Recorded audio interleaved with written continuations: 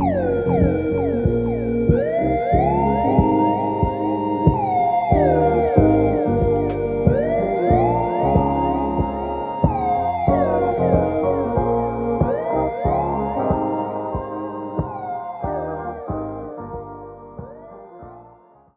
right, my name is Alek, and I'm a senior student in the ID program here.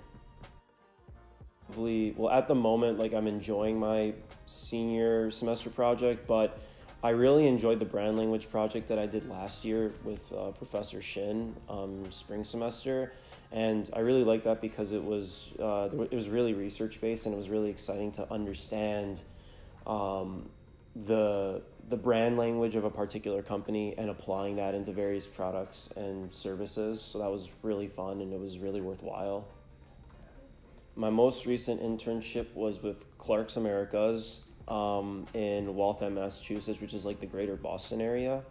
And that really was a big like turning point for me as like a young creative, especially like an undergrad in school, mainly because it was a opportunity to really understand the industry of footwear, which is something that I've been very interested in since I was in high school. So that was really interesting to be able to finally say that I have made it into the industry as a start, and that can more or less give me confidence and propel me hopefully to go further in that industry and stuff. And that to me is what really stood out, and the amount of exposure I got in the professional space and the resources I had and the networking that I did really helped move me forward in terms of seeking opportunities out now that I am a senior. So that was really exciting, and the project I did was really fun too. So process wise, I was job searching. Like there's things like Glassdoor, LinkedIn, various other websites that you can go to find these jobs, which is good that like it's so easy to find them.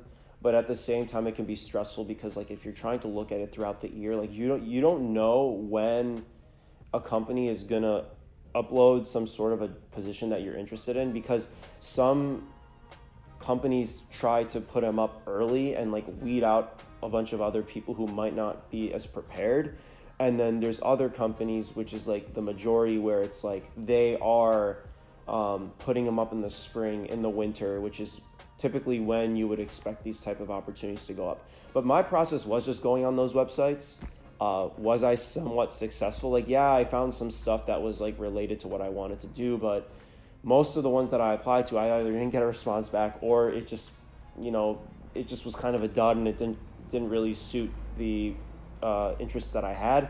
But also, and this kind of segues into like how, like in terms of recommendations for other people, like younger students here, like freshmen and sophomores, I would say that like use your classmates as a contact in terms of how to find these opportunities. Because the way I got the Clark's opportunity and that internship was that I had a classmate in our grade who was like looking at jobs, and she found the opportunity at Clark's, and she said, I know that Alek is really interested in footwear, like he could totally fit this position, and she encouraged me to apply. And I mean, obviously one thing led to another, and I got the job, which was really awesome and really exciting. And to think that that's kind of how the whole thing materialized and took shape from the start was really cool. So I would recommend that any student to reach out to other classmates and see what they have found, because everyone's searching in a different way. So obviously it's going to be different, and the results will be different too.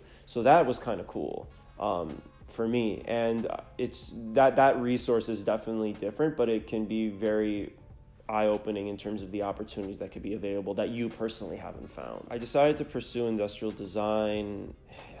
It's like really vague because it was like so long ago and I'm trying to remember it, but it was in high school. And I remember that my dad sent me an email because I didn't really know if I wanted to do graphic design, and I felt like I could do more with it because I've always been like into somewhat of making things. Like I grew up using Legos all the time, like building stuff with Legos, or Playmobil, or whatever the case may be as a kid. And I was definitely into like that aspect of being creative, not just like sketching stuff. And I didn't really know if graphic design was something that I wanted to pursue. And my dad sent an email to me about industrial design and what that career description is like, and it really caught my eye, but I didn't exactly know for sure if I wanted to do it. And then shortly thereafter, getting that email, I was in Boston, and I went to the Nike Town on Newbury Street, which is like kind of a strip where all these different stores are, like boutique style stores. And I went into the Nike Town, and they always have like the soccer section. And given that I play soccer and I'm very sports oriented, I always typically gravitate to go there. So I'll go up to like the soccer section, and I'll just look around. Like they'll have jerseys and cleats and whatever.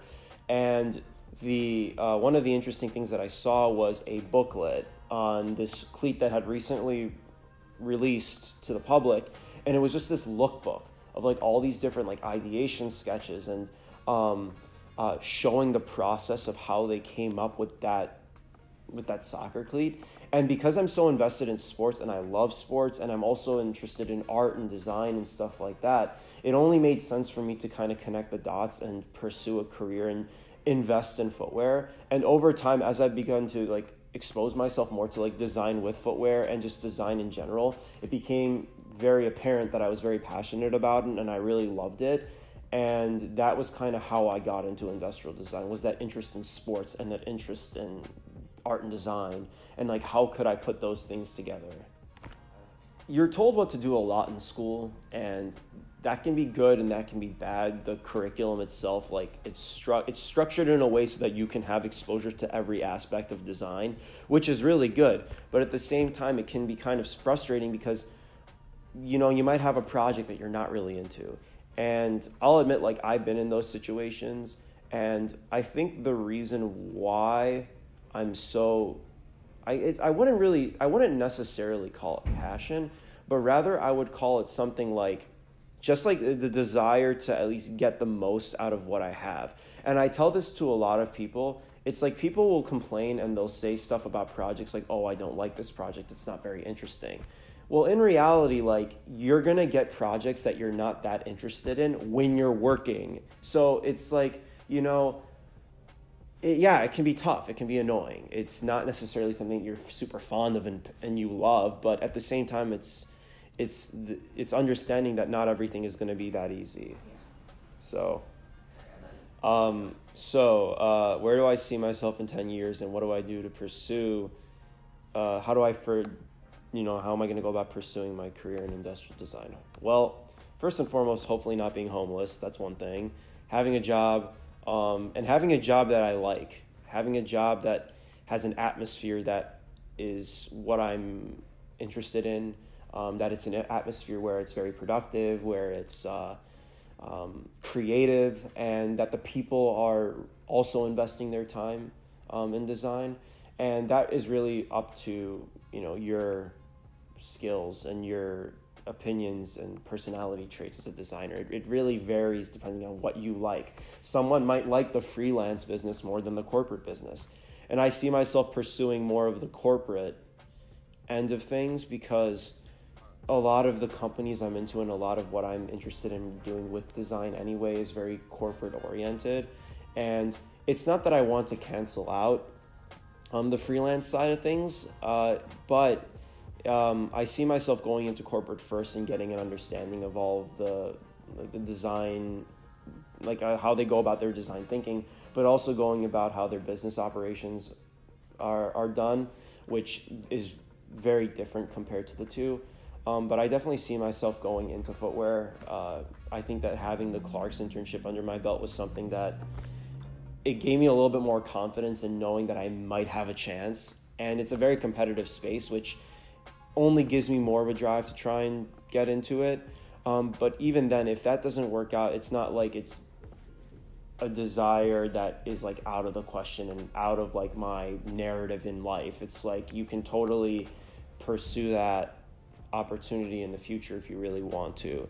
And that is, I think that just because you have like a desire to go into a particular product realm in the industry, and just because you don't get it straight out of college, that's okay. Like your life is meant to be like a resume building experience. You know, you're in these opportunities where you're trying to strengthen your skills past school, because in my opinion, and from what I've experienced, school and the working world are totally different in very different ways, just vastly different in terms of the way things are run, the experience, and that to me is like what I see myself doing, and just some advice as well as to knowing that just because you're a student in design doesn't mean that you know everything and that you are aware of every little aspect of design, because once you get into the working world, you're going to learn so much in such a short span of time, like I have done in my previous internships. So some tips I would recommend to younger designers in the program are: never be afraid to ask questions to upperclassmen.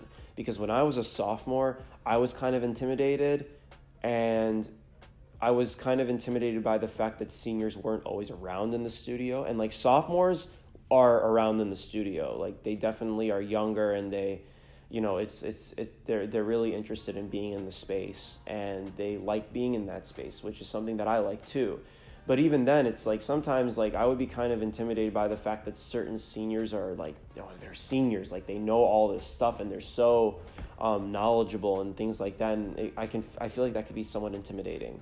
But I would always just say, like, ask questions. Like, I'm always open to answer stuff, whether it be a simple thing in SolidWorks or a simple thing in InDesign or just sketching tips, whatever the case may be. Always ask questions. And also, like, ask questions to your classmates. Seek out the feedback from them, because that, I think, is the most valuable form of constructive criticism. Yes, like getting the feedback from upperclassmen is something that's really good, and getting feedback from your professors is really good, but also just asking your classmates what they think, because just because you're younger doesn't mean that like that cancels you out on, you know, doing one thing one way and, you know, seniors doing one thing another way. That's just part of the learning experience.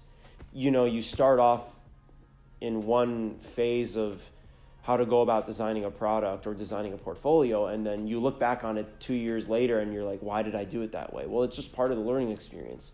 So just because you want to do something one way, that doesn't mean that it's the wrong way. There's opportunities to, you know, fine tune it and make it something that is much better looking and more interesting, and just stick to your own aesthetic. If you think that you're good at sketching or you're good at model making, really like strengthen and hone that skill, because ultimately that will make you really stand out when you go about searching for internships and jobs. And that's kind of how I've approached sketching. Like I really love sketching, and drawing has always been something that's been a real big part of my career and just my interests. Like I'll admit, like I'll get bored in class and I'll start sketching. Like I would do that all the time in high school. But I guess it was just always that idea to manifest like creativity on a page and really focus on something that I liked. And I knew that was apparent from a young age. But, you know, hone your skills, and if you really like one thing specifically, go about really pushing that and making it your own.